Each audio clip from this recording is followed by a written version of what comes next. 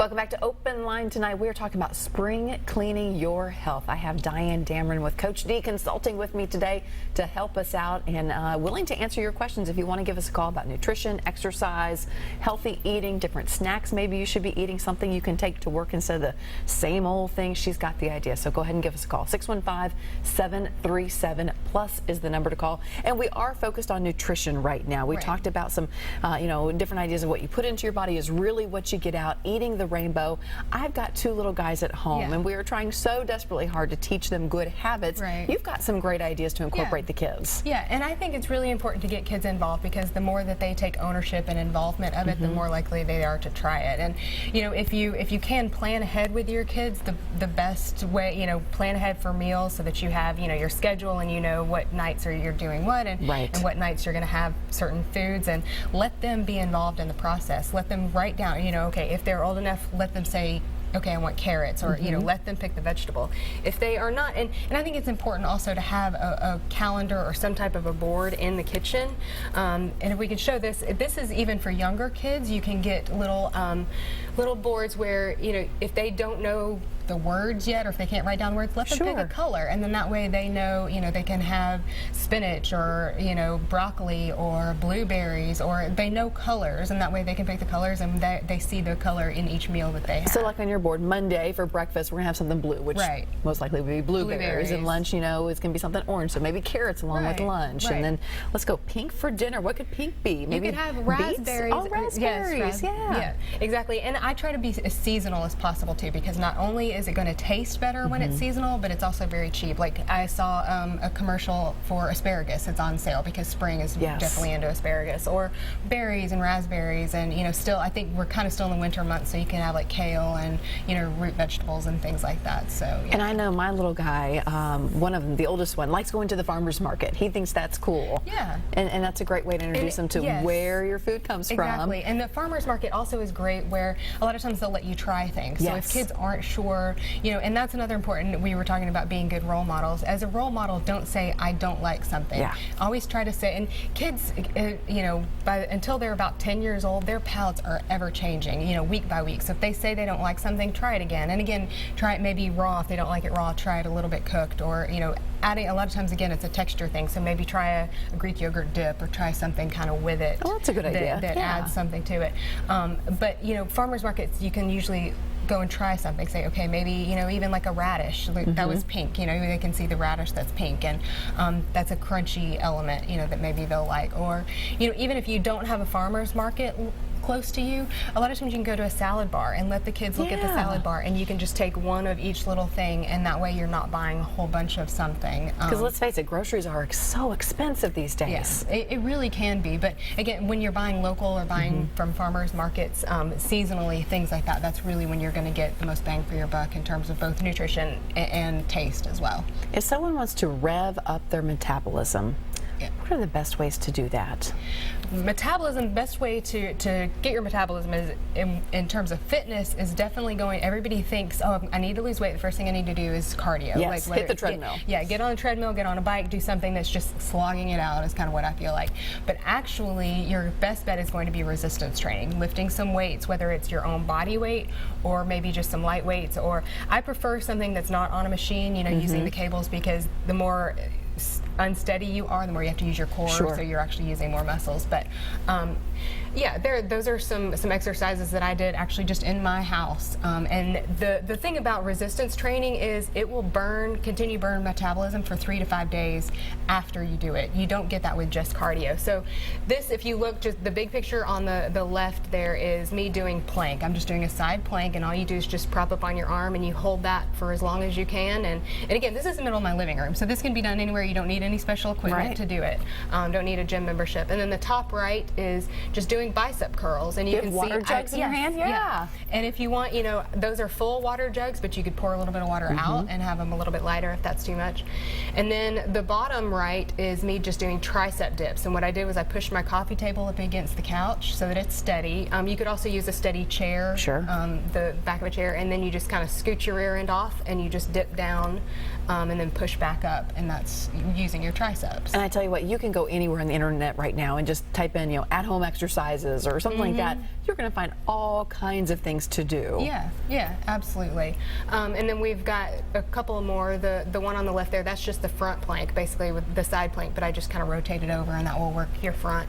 And the thing, I do not ever have anybody do crunches anymore. I always do plank, because if you think about like a corset, that's what the core is. It's your entire, basically from your armpits down to your hips, the whole thing. So it's going to tighten you up much better than crunches, plus it doesn't put pressure on your back or your neck. And then the top one is just standing lunges. So you're basically just going to kind of have a split stance and then put one knee down. And you just want to make sure that that front knee doesn't pass your toe when you're going down to prevent any knee injuries. And then the bottom right is me doing push-ups, basically just that same position from the triceps, but you just rotate over and do push-ups there. Now, if you wanted to make it a little bit harder, you could go all the way down to the floor, but that's making it easier by having your upper body lifted up. So how many of these are we doing? How long are we holding the plank? What's the... It depends. For starters, you're probably going to want to, the plank, it can start anywhere from 10 seconds to a minute. I mean, it's as much as you can do. The biggest thing is just working to improve each time. When I usually say 8 to 12 reps, and so do 8 to 12 reps, but the biggest thing is proper form. If you have done 6 reps and you notice that your form is bad, stop, and then you can just take a break and then do it again. And I usually say 2 to 3 sets of 8 to 12 reps. And you should be tired at the end of those. You shouldn't be like, oh, that was easy. Okay, moving on. Right. And the good thing, too, is when you're doing that, you can get in some cardio if you don't take breaks. If you just rotate through all that. And, I think I'm a big fan of getting up in the morning and getting it over with, especially as, with as busy as we get in life. If you plan to work out at 5 or 6 o'clock after work, chances are something's going to happen, whether it's social or work or family or whatever. And or you're just going to be tired, like, I'll do it tomorrow. Right, exactly. And when I go to bed and I literally have my shoes right beside my bed, I have everything set out in the morning and it's easy to go, and I just get up and only have to shower once a day, and it's a lot easier, and I think it gets it out of the way. Now, I run or lift weights or do something for quite a while, but if you only have 10 or 20 minutes, it's 10 or 20 minutes. Right. Get that, do it, and then maybe when you get home after the kids go to bed, do it once again. Do the same thing for 10 or 20 minutes. What should our goal be? How much exercise per day? Right. You want about 60 minutes of moderate exercise. What does that mean? Yeah. Because moderate is different to a lot of people. Yes. Moderate would be where you're getting your heart rate is more than just us sitting here. Okay. Where you're kind of, and maybe if you were to talk, you could talk, but you'd have to take, if you wanted to, really go really hard for 30 minutes, and then maybe, and that would be where, like on a scale of 1 to 10, moderate is about a 6. If you go really hard, like at around a 9 or 10 for 30 minutes, then, you could kind of do that. Yeah. Check it out. It just depends, people's health range, where they are, and if they, some people aren't really ready to get that 9 or 10. Yes. Just, as a where they are on the scale of their health. Yeah. And whatever day it is, if you're saying, man, I keep putting this off, you can just start. Exactly. Just one step in front of the other. Yeah. And get started. Exactly. And it's never too late to say, oh man, I didn't exercise today. Well, you know what, tomorrow's a new day. Or, let's say, man, I had that French fries or the drive-through plus the Twinkie. Well, you know what, the next meal is your next chance to make a difference. And you can always do better. Because I used to do that. I would say, oh, just throw in the towel and then you're done. And that's the reason why dieting usually doesn't work, because you've put so many restrictions. I always say, as soon as you say, like a lot of times for like Lent, for example, or for New Year's resolutions, they'll say, I'm giving up chocolate for good. Well, eventually you're going to sit in a tub of it. We want what we can't have it as soon as we say we can't have it. So just moderate it. If sodas, for example, let's say you're currently drinking 3 sodas a day, cut back to 2, and then once you're okay with 2, cut back to 1. It's just a step-by-step thing. Don't go all in or all out. Yeah, cold turkey doesn't work for many people. No, and cold turkey can work in some, like let's say you're addicted to drugs or alcohol, or you've got these things. The thing about food, we have to have it to live. So it's not something where you can say food is an addiction that is much different. Whether you're anorexic or you're obese, food is a very hard thing to to deal with. So just be easy on yourself and just try to make small changes. Yeah, give yourself some leeway. Yeah. I was reading through some of your materials and I love this. You put exercise can actually make you smarter. If that doesn't give you motivation in the morning to get up and get going, I don't know what will. Exactly, and it works for both kids and adults. So let's say it improves the cognition, so like your ability to retain, and then also be actually. And I have some clients now who actually do walking meetings instead of let's meet for lunch or whatever. They actually walk around the building, and it can increase your creativity as well, just because it gets things talking. And that to me that works for families, because get out and walk with your family. You never know what kids might just come out and tell you about their day.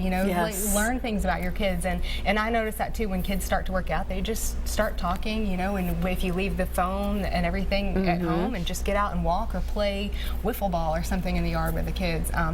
But yes, and then let's say you're getting ready to give a big presentation or you've got a big interview. If you were to just take a walk, 20-minute walk before you do it, it actually gets those brain waves flowing. And the same way for kids, if they're getting ready to take a big test, make sure that they have been active sometime during the day. And maybe get a little anxiety out too, I think. Yeah. It just kind of centers you, at least it does for me. Yes. Cool. Okay, we're going to take another quick break. When we come back, more talk with Diane Dameron, talking about spring cleaning your health today, so stick around.